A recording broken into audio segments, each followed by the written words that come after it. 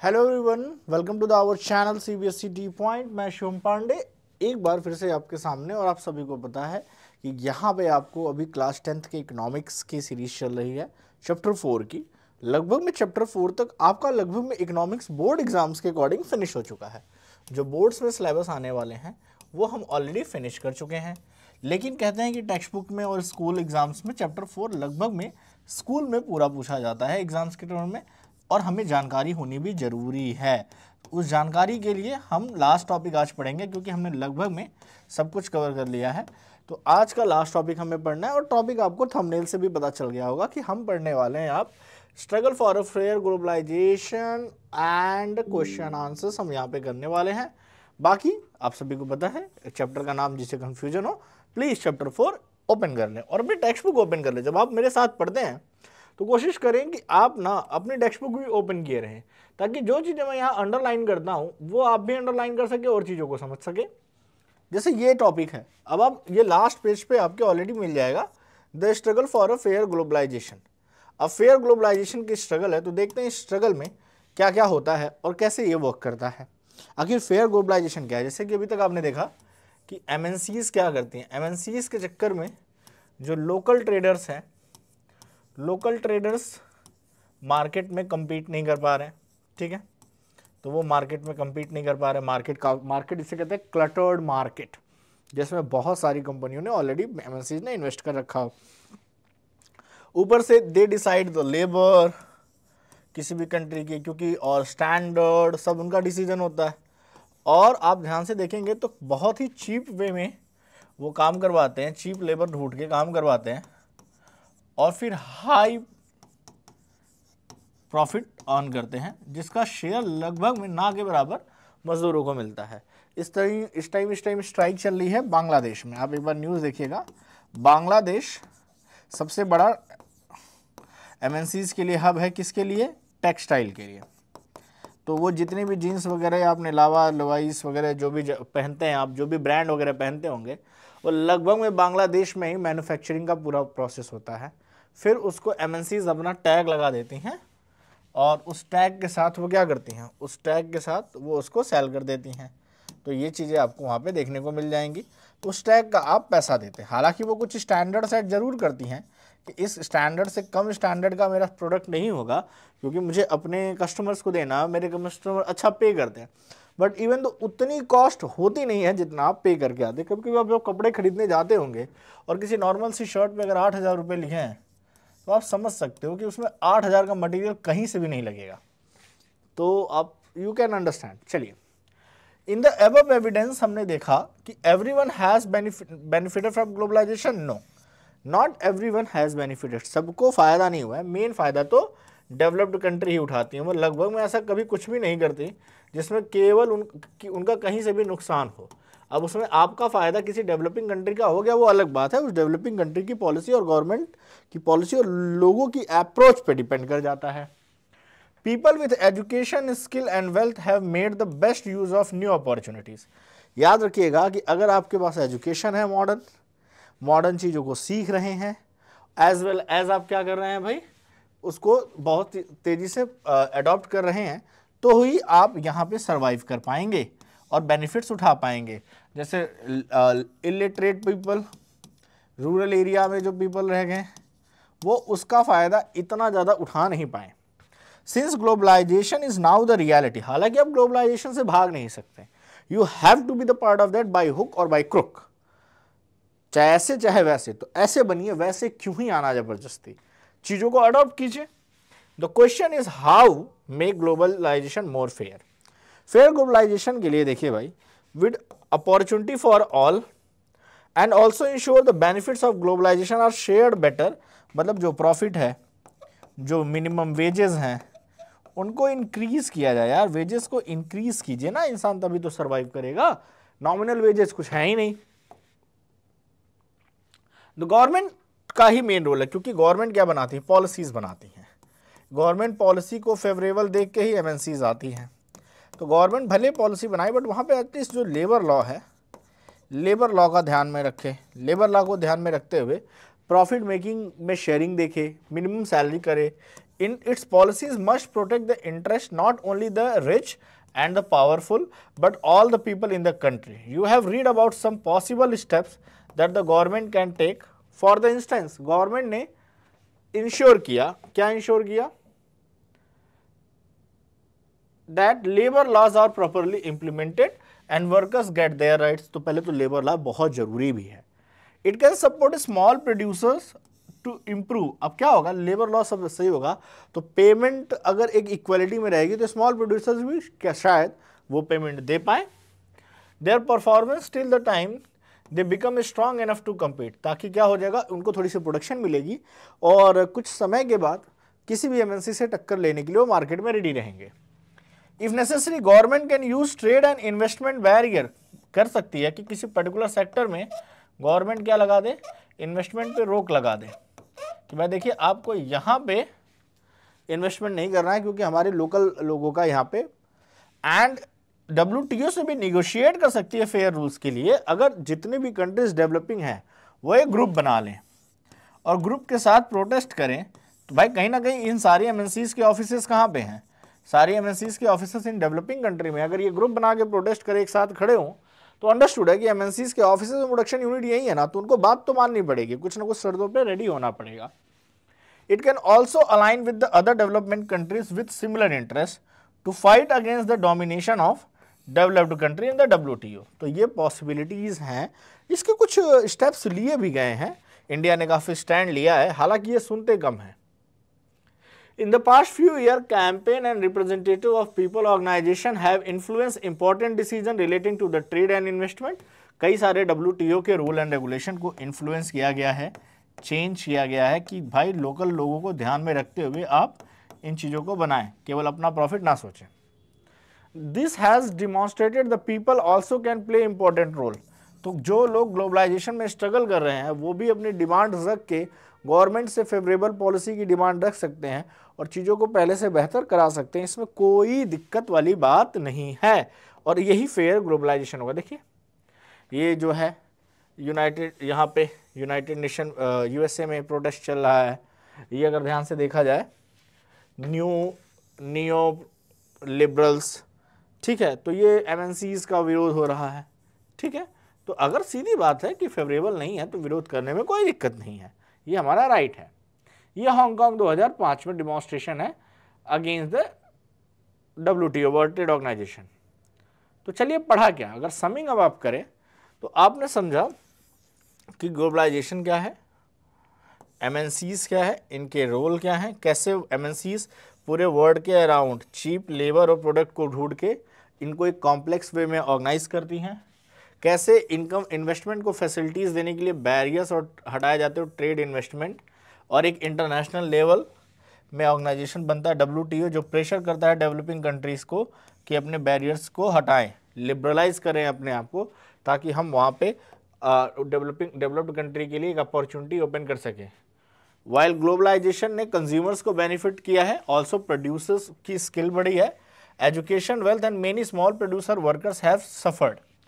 ठीक है, तो जो एजुकेटेड थे वो तो टिक गए, लेकिन स्मॉल प्रोड्यूसर्स को बहुत दिक्कत हुई है, लेबर्स को काफ़ी एक्सप्लॉइट किया गया है, कॉन्ट्रैक्ट बेस्ड चीज़ें काफ़ी निकल आई हैं.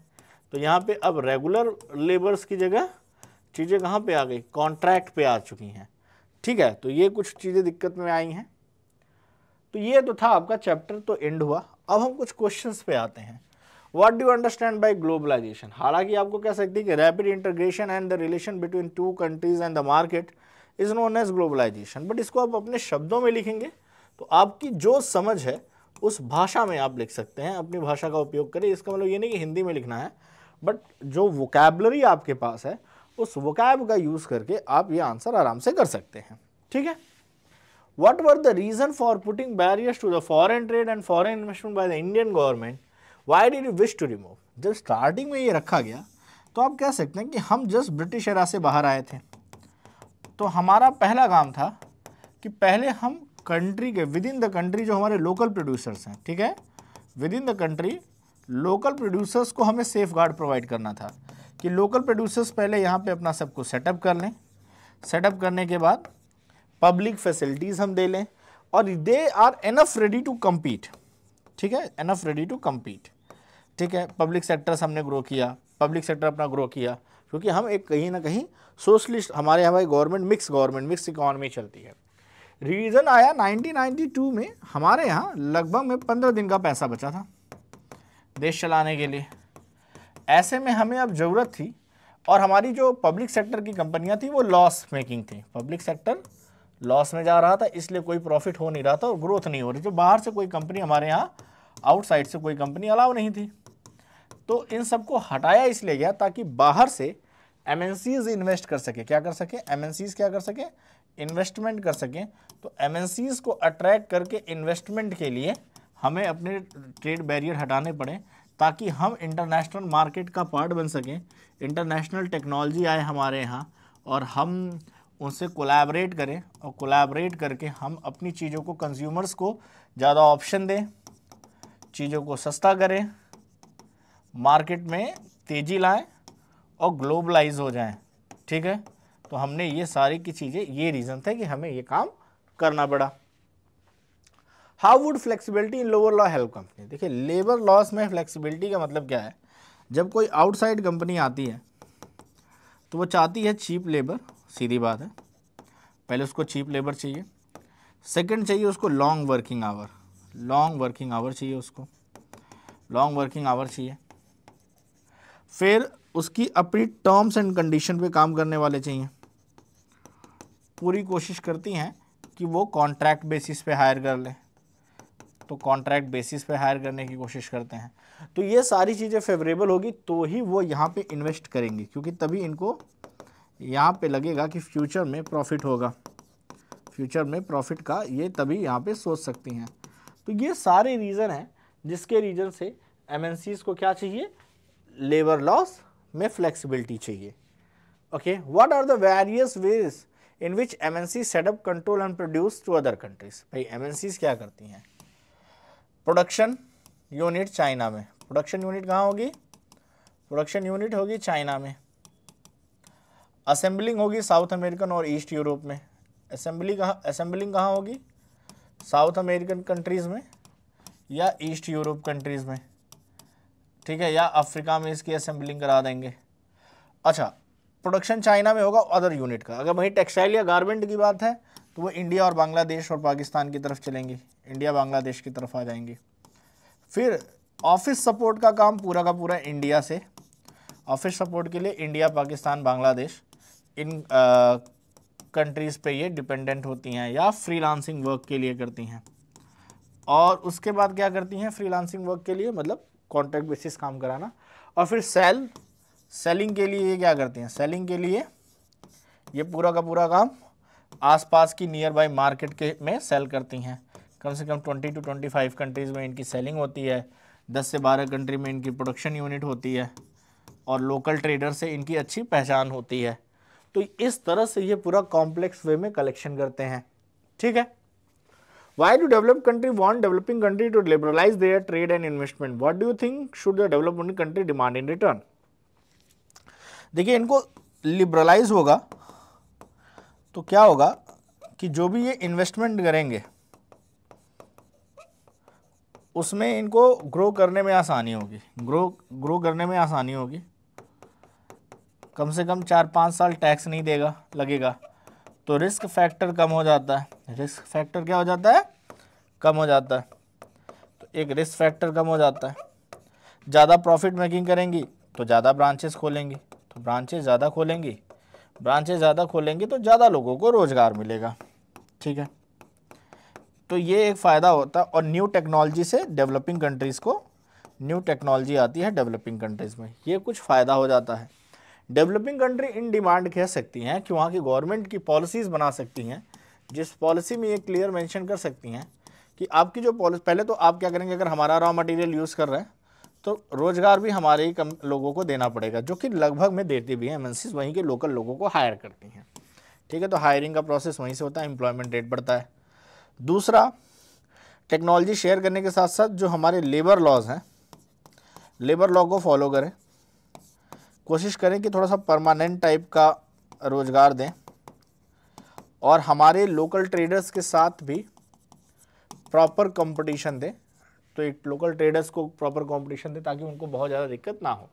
तो हालांकि ये सारी चीज़ें हम इन डिमांड कर सकते हैं। चलिए थोड़ा और समझते हैं इसको, काफ़ी कुछ लिख दिया है यहाँ पे तो आपके लिए क्लटरिंग होगा, और ये मैं बस की पॉइंट्स लिखता हूँ आपके लिए ताकि आप उसको समझ सकें और अपनी लैंग्वेज में पॉइंट्स बना सकें। रट्टा मारने की ज़रूरत नहीं है, समझने की ज़रूरत है।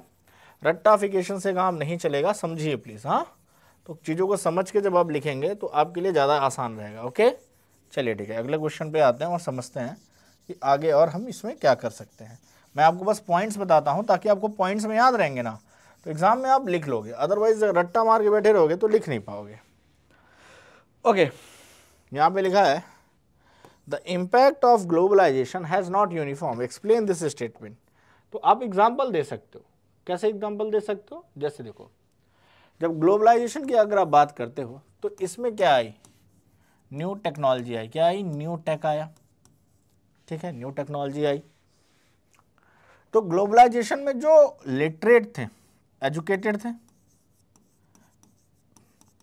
जिन्होंने मॉडर्न टेक्नोलॉजी को अडॉप्ट किया, वो तो ओके हो गए। दिक्कत आई स्मॉल प्रोड्यूसर्स को। स्मॉल प्रोड्यूसर्स के लिए कॉस्ट compete करना, मैनेज करना मुश्किल हुआ और इनको अपने बिजनेस बंद करने पड़े। बिजनेस क्या हो गया? क्लोज हो गया। पहले तो ये दिक्कत आई। दूसरा, पहले थोड़ा सा जो सिस्टम था उसमें परमानेंट वर्क मिलता था, परमानेंट वर्किंग आवर होते थे, एक सिक्योर जॉब होती थी, ठीक है। अब जॉब सिक्योरिटी का इशू है। कई सारे ऐसे लोग हैं जो अनऑर्गेनाइज इंडस्ट्री में काम करते थे, तो जॉब सिक्योरिटी इश्यूज़ हैं, ठीक है। तो जॉब सिक्योरिटी के इश्यूज़ आ गए। कई लोगों का धंधा ख़राब हो गया क्योंकि वो ट्रेडिशनल वे से अच्छा कमाते थे और एमएनसीज़ के आने से ये सारी दिक्कतें हो रही हैं। कुछ लोग एजुकेटेड नहीं हैं, तो वो इस तरह एजुकेटेड ना होने के रीज़न से उस तरह की टेक्नोलॉजी को अडॉप्ट ही नहीं कर पा रहा है, और अडॉप्ट ना कर पाने के रीज़न से पीछे रह गए, वो पीछे रह गए, तो अब वो उस दौड़ में शामिल नहीं हो पा रहे। तो ये सारी चीज़ें आपको देखने को मिलेगी।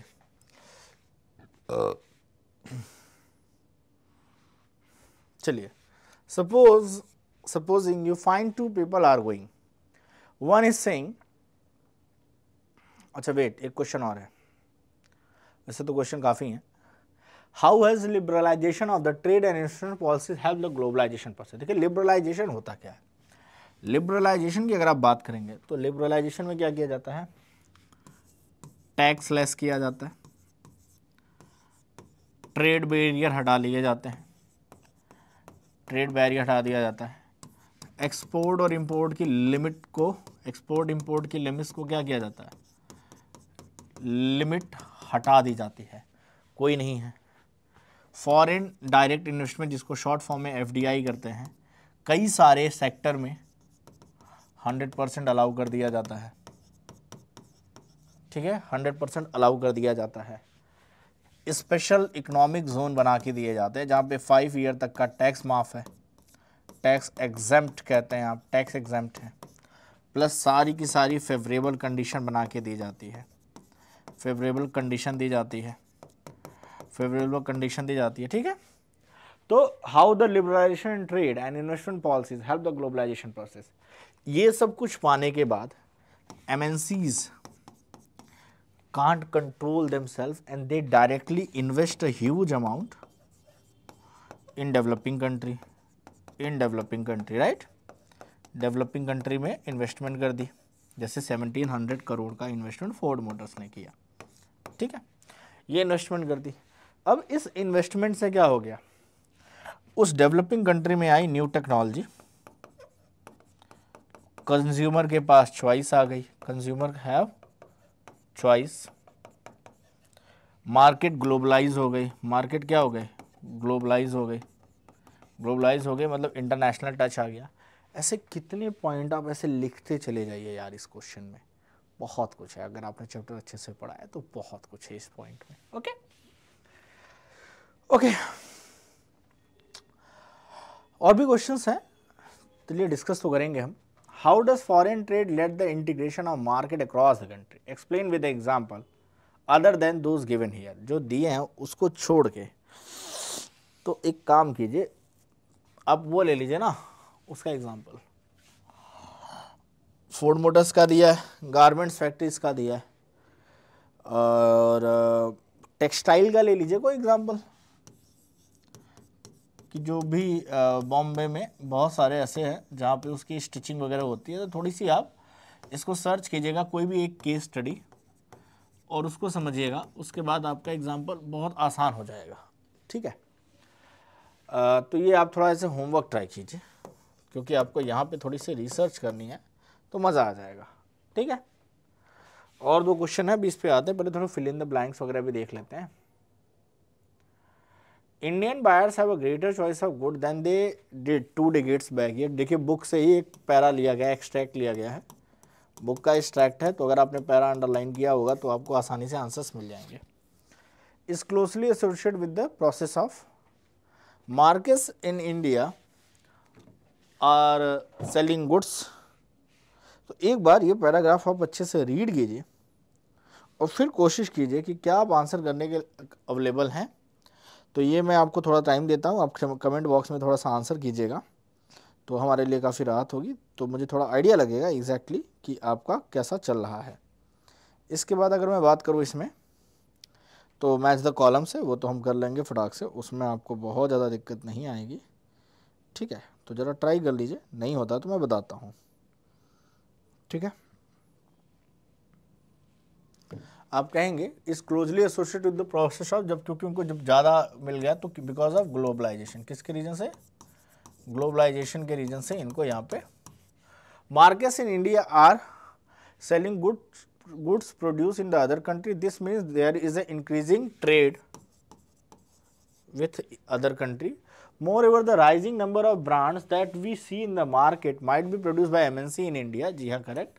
MNC are investing in India because, अब सवाल ये है कि वो इंडिया में इन्वेस्ट क्यों कर रही हैं। तो आप कह सकते हैं production cost here are cheaper. हम क्या कह सकते हैं? Because production cost is less, production cost is less, while consumer have more choice in the market that affect of rising demand। तो क्योंकि जब ज़्यादा चॉइस होती है तो वो डिमांड पे असर करती है, एंड इसका मतलब क्या है?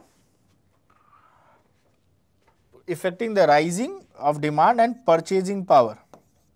आप कहेंगे कि परचेजिंग पावर भी डिमांड के हिसाब से, भाई डिमांड तभी करते हैं जब परचेजिंग पावर होता है, और अलग अलग ऑप्शंस अवेलेबल होते हैं, तो हर कैटेगरी के बंदे के पास परचेजिंग पावर कैपेसिटी लगभग में सेम हो जाती है, और इससे क्या हो जाता है? हैज़ मीन ग्रेटर कंपटीशन होगा, क्योंकि अब क्या है कि कंपटीशन दबा के है। आजकल लगभग में हर प्रोडक्ट्स के 100 ऑप्शन अवेलेबल हैं, तो मार्केट में अच्छा खासा कंपटीशन है। ठीक है, चलिए आते हैं मैच द फॉलोइंग पे।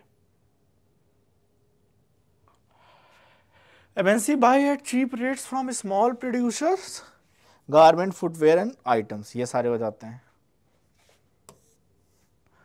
Quotas and taxes on imports are used to regulate trades, trade barrier. Indian company who is invested abroad, Tata Motors, Ranbaxy and Infosys. IT has helped in spreading of production service, इसमें आप कह सकते हैं सबसे ज़्यादा call centre में। Several MNCs have invested in setting up factories production तो automobiles में ही डाला है, ऑटोमोबाइल सेक्टर में प्रोडक्शन कॉस्ट डाली है, क्योंकि यहाँ पे हमारे पास इसमें यूज़ होने वाला सबसे इम्पोर्टेंट रॉ मटेरियल जो है वो अवेलेबल है। ठीक है, और कुछ है? Choose the correct option, the most appropriate option choose कीजिए। The past 2 decades of globalisation has rapid movements in goods, service, people between countries, good service, investment between countries, good investment and people between countries। देखिए वैसे तो सारे हैं, लेकिन आपको most appropriate बताना है। ठीक है, तो क्या लगता है?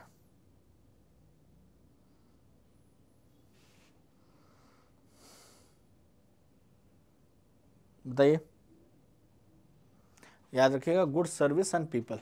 इन्वेस्टमेंट तो होती ही है, लेकिन गुड सर्विस और लोग ज़्यादा चल रहे हैं।